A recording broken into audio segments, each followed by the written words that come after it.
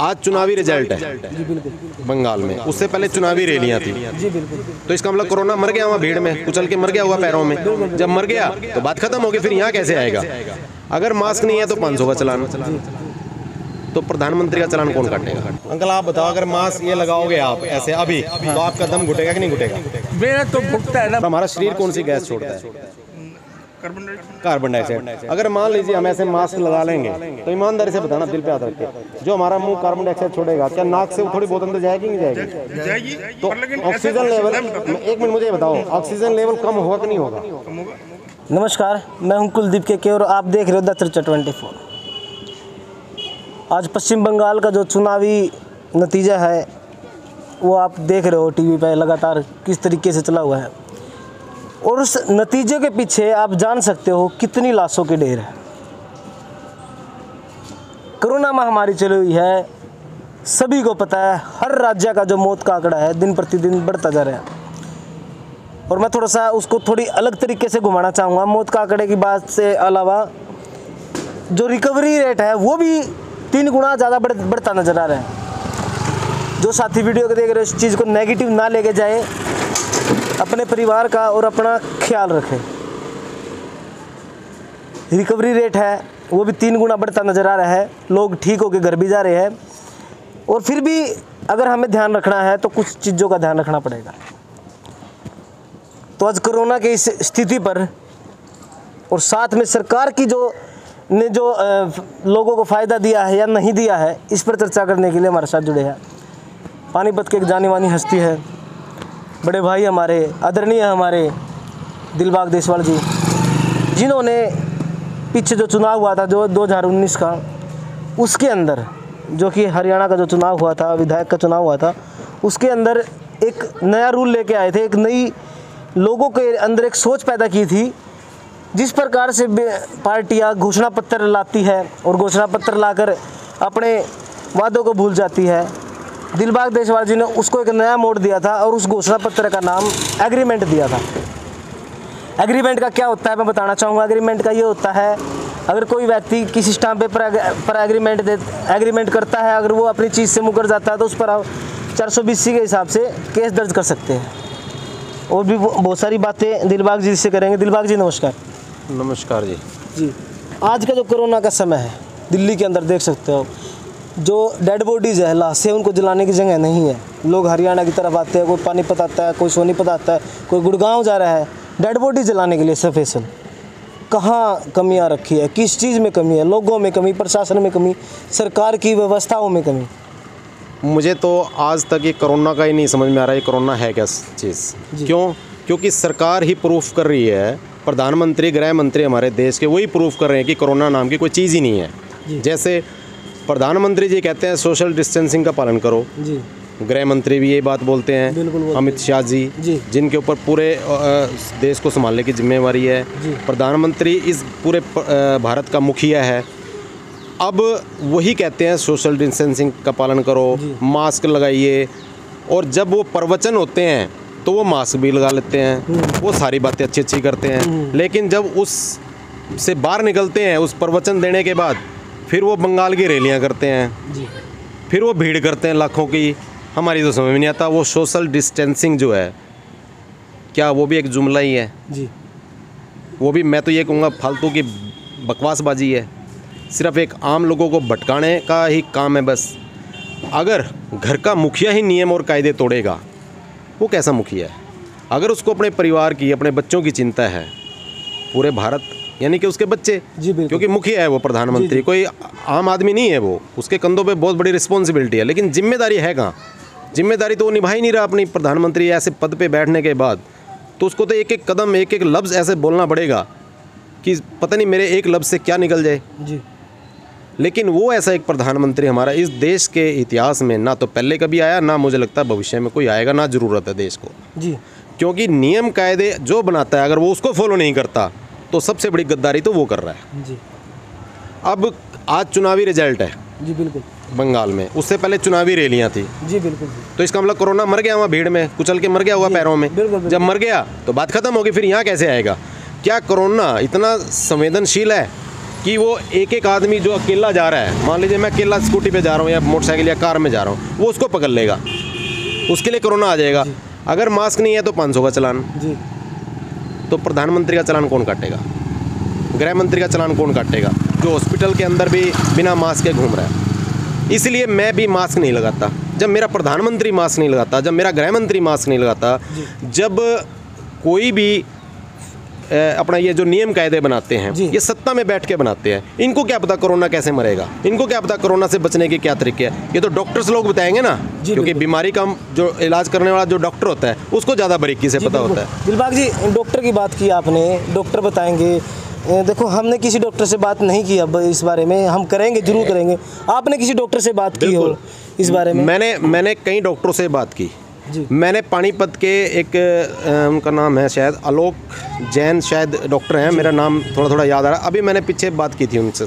मैंने रविंद्रा हॉस्पिटल के डॉक्टर, उनसे भी बात की।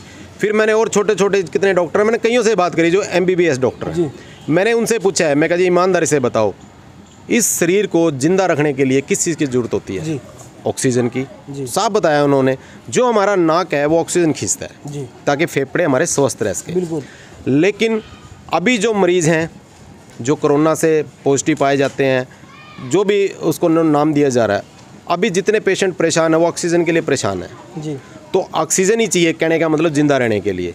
तो डॉक्टर साहब से जब मैंने कहा जी हमारा शरीर गैस कौन सी छोड़ता है, तो उन्होंने बताया कार्बन डाइऑक्साइड गैस हमारा शरीर छोड़ता है, और जीने के लिए, फेफड़ों के लिए हमें शुद्ध ताज़ी हवा चाहिए। तो मैंने फिर डॉक्टर साहब से ये कहा, मैं कहा जी फिर जो ये मास्क है, आप कहते हैं इसको नाक भी ढक के रखो, ऐसे हमारा सिस्टम भी कहता है, मुख्यमंत्री, प्रधानमंत्री सब कहते हैं अभी ऐसे करके रखो, पुलिस वाले भी, प्रशासन भी, सब यही बात बोलते हैं जी। मैंने कहा जी फिर एक बात हो, जब मैं मुंह से कार्बन डाइऑक्साइड गैस छोड़ता हूँ तो ये जब मेरा नाक बंद हो गया तो क्या मेरे मुंह के अंदर अब नाक से मैं क्या ऑक्सीजन खींच सकता हूँ? कहता जी नहीं जी। देखा जाए तो एक साइंटिफिक तरीके से देखा जाए तो ये गलत है। डॉक्टर ही कह रहे हैं गलत है जी। अगर डॉक्टर ये कहते जी हम तो ऑक्सीजन नहीं चाहिए, हमें तो कार्बन डाइऑक्साइड ही चाहिए, तो ये मुंह से हम क्या खींच रहे हैं? फिर मुंह से कार्बन डाइऑक्साइड छोड़ दी और नाक से कौन सी खींची? बताए कोई प्रशासन का अधिकारी बताए, चीफ मिनिस्टर बताए या प्रधानमंत्री बताए, कोई आए तो सही, मैं डिबेट कर लूँगा उनके साथ। भाई कोई लॉजिकल बात करो ना, भी जिंदा रहने के लिए जब ऑक्सीजन चाहिए, डॉक्टर लोग कह रहे हैं, तो परमात्मा ने इतनी बड़ी ऑक्सीजन दी हुई है। अगर कोरोना इतनी ज़बरदस्त महामारी होती तो ये हवा में फैल जाती, तो अभी तक लाशें गिरी होती यहाँ पर जी। लेकिन अभी जो मर रहे हैं, जो मौतें हो रही हैं, इसके ऊपर कोई रिसर्च नहीं कर रहा। इस पे दो पॉइंट पे अगर फोकस कर लिया जाए तो ये सारी बीमारी कल ही ख़त्म हो जाएगी, कल ख़त्म हो जाएगी, गारंटी देता हूँ मैं। और नहीं तो मुझे फांसी टांग देना, मैं एफिडेविट लिख के देता हूँ, 2 काम करवा दो बस जी। बिल्कुल बिल्कुल। नंबर एक जो लोग एडमिट होते हैं वो आज एडमिट होते हैं, हमारे मोहल्ले में भी कई एडमिट हुए हैं ऐसे, टिक्का लगवाया था, बुखार चढ़ के एडमिट हुए तो 3 दिन में उनकी मौत, और हट्टा कट्टा लड़का मर नहीं सकता किसी कीमत पे भी।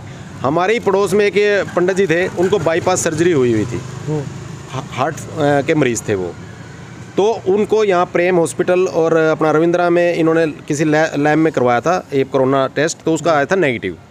तो उन्होंने किसी पैसे का अभाव भी हो सकता है, आर्थिक अभाव, क्योंकि महंगे हॉस्पिटल हैं, तो उन्होंने खानपुर रेफ़र करवा लिया अपना। खानपुर में वो उनकी डेथ होगी। डेथ होने के बाद फिर उन्होंने बॉडी नहीं दी, कहते इनकी रिपोर्ट चेक करेंगे, तो पॉजिटिव रिपोर्ट आई, यानी 3-4 दिन में ही सारा वो नेगेटिव से पॉजिटिव हो गया। चलो मान लिया, उस बॉडी को उन्होंने उसको नहीं दिया, उनके बच्चों को, वो खुद एम्बुलेंस में अपना शिवपुरी पानीपत असंध रोड नहर पे लेके आए, संस्कार किया। तो अब इसमें क्या हुआ, ऐसा क्या हुआ होगा कि युवा भी मरे जा रहे हैं? तो वो क्यों मर जा रहे हैं? उसका एक ही कारण है कि हमारे यहाँ रविंद्रा अस्पताल के अंदर एक मेडिकल स्टोर पे नकली दवाइयाँ, नकली इंजेक्शन पकड़े गए हैं जी। बिल्कुल बिल्कुल पकड़े गए। अब वो नकली इंजेक्शन जो पकड़े गए हैं, और वो खुद अखबार में पढ़ा है मैंने कि इन्होंने बेचे भी हैं। अब जो बेच दिए होंगे तो ये तो थे ही नहीं 64 या 32, वो हज़ारों में भी हो सकते हैं, पूरे भारत में लाखों में भी हो सकते हैं जी। तो वो लाखों इंजेक्शन अगर नकली थे तो कहीं ना कहीं लगाए भी होंगे। जो 35 हज़ार का आदमी जान बचाने के लिए ले रहा है तो वो लगवा भी रहा होगा। अगर वो नकली इंजेक्शन लगे होंगे तो ये मौत का कारण सबसे बड़ा है जी। जी बिल्कुल बिल्कुल। मैं थोड़ी राजनीति बातें करना चाहूँगा। इसको बचाने का दूसरा तरीका क्या है? जी। मैं जितने भी मरीज़, पेशेंट, जो भी कोरोना से जो डेड बॉडी नहीं मिलती परिवारजनों को, उन परिवारजनों को मैं कहना चाहता हूँ कि वो अपनी डेड बॉडी का पोस्टमार्टम करवाएं जी। क्योंकि अगर पोस्टमार्टम होगा तो उसके अंदर सारी डिटेल आएगी और वो पोस्टमार्टम की जो होती है जो कमरा, वहाँ पर कैमरा लगवाएं, CCTV फुटेज, ताकि उसके अंदर कोई भी हेरा फेरी ना कर सके। क्योंकि पीछे आए थे केस, भी किडनी निकाल ली इनकी, अखबारों में बहुत चली, हमने देखा, पकड़े भी गए कुछ डॉक्टर, अखबारों में ही पड़ा था। तो कुल मिला के इसका पोस्टमार्टम होना चाहिए। पोस्टमार्टम क्यों नहीं हो रहा? होना चाहिए ना। अगर पोस्टमार्टम होगा तो उसका सारे कारण नतीजे सामने आएंगे। हार्ट अटैक से मरा, बाईपास अपना हार्ट फेल से मरा, या किडनी फेल से मरा, या फेफड़े, गुर्दे, कुछ भी बीमारी है तो सारी की सारी उसमें आएगी जी। तो ये पोस्टमार्टम होना ज़रूरी है जी। दिलबाग देसवाल जी, सोशल मीडिया पर एक मैसेज घुमा हुआ है कि ना जो बुखार चला हुआ है, जो वायरल चला हुआ है, ये 5G की देन है, 5G की टेस्टिंग हो रही है, इसको कितना सही मानते हो आप? वैसे पहले जब एक बार 1G आया था, 2G आया था, 3G आया था, 4G आया था, पहले तो नहीं चली है कभी बातें जी। 5G भी है, बड़े बड़े जापान जैसे कंट्री में तो पता नहीं कहीं कहीं जी हैं, तो वहाँ की तो कोई खबरें नहीं आई ऐसी जी। कहाँ आई है वहाँ खबरें? कोई खबरें नहीं आई।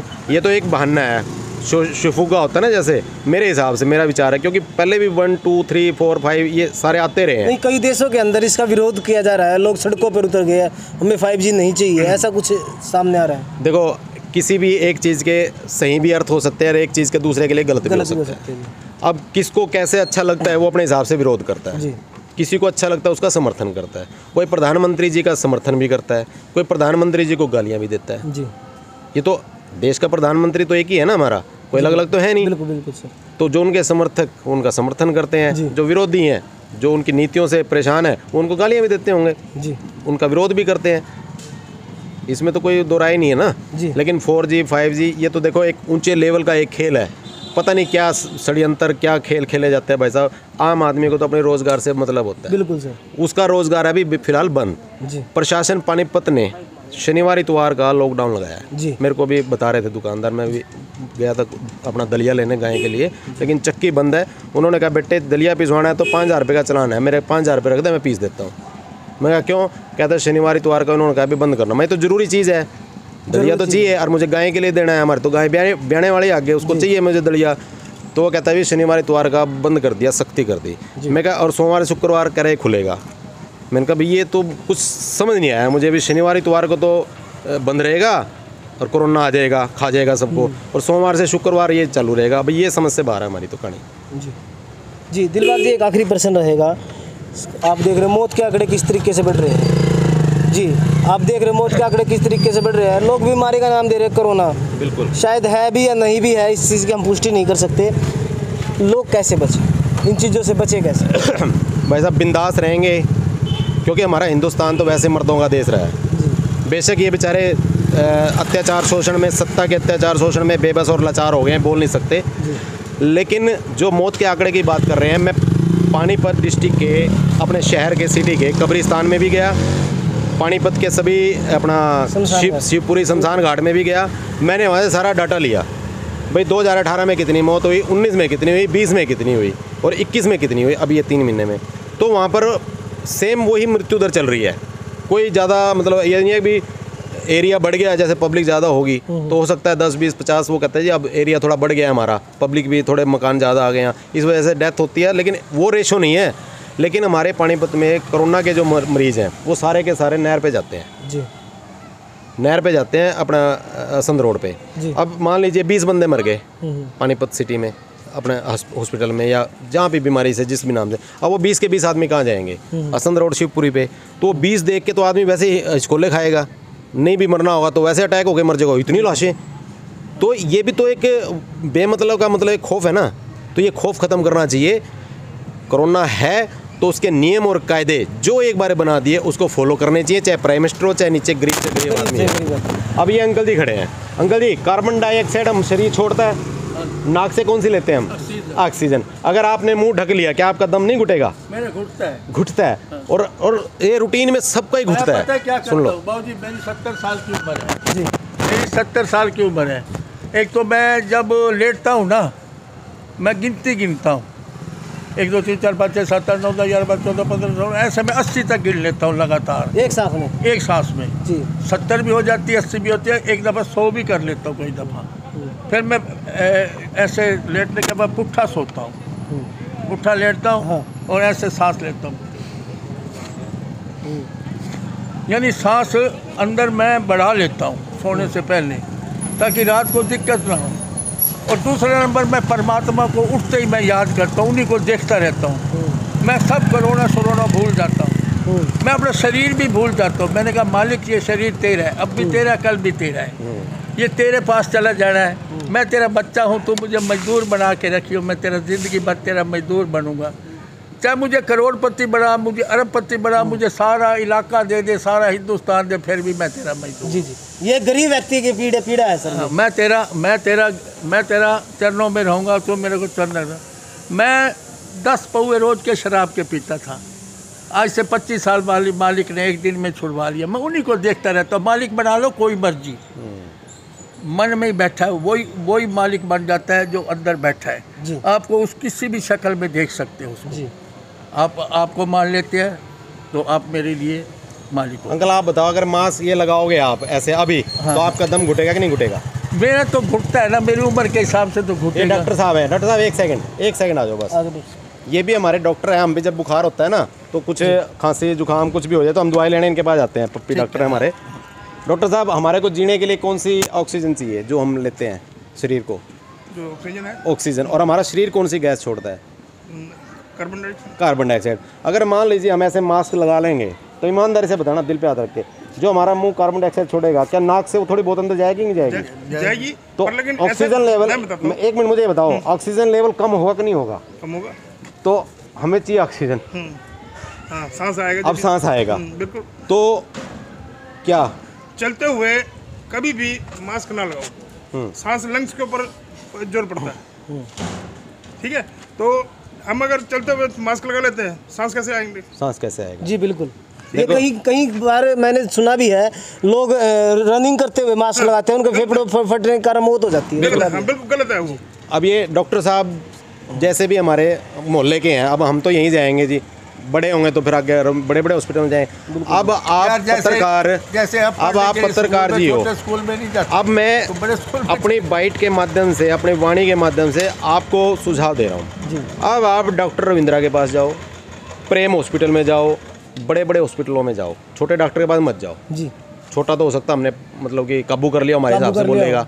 आप बड़े बड़े डॉक्टरों के पास जाके सेम यही भाषा बोलना कि जी मैं कार्बन डाइऑक्साइड छोड़ता हूँ, मुझे कौन सी चाहिए, मेरे शरीर को क्या चाहिए जीने के लिए।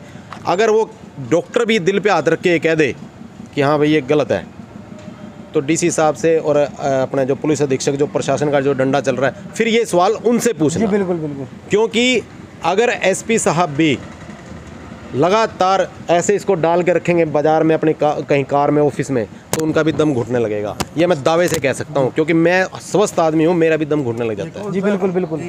और चाहिए हमारे को फेफड़े तरोताजा। जी बहुत बहुत धन्यवाद दिलबाग जी, बहुत अच्छी जानकारियाँ दी, बहुत चीज़ें बताई, और लोगों को जागरूक करने के लिए बहुत सारी बातें जो इन्होंने बताई है। भाई जो नियम बनाए गए उन पर आप जरूर ध्यान दें। तो ऐसे ही हम लोगों से मिलते रहेंगे, आपको कुछ ना कुछ नई जानकारियाँ, कुछ ना कुछ नए लोगों से मिलाते रहेंगे। तब तक आप सभी साथियों को जय हिंद, जय भारत, जय हरियाणा। हेलो।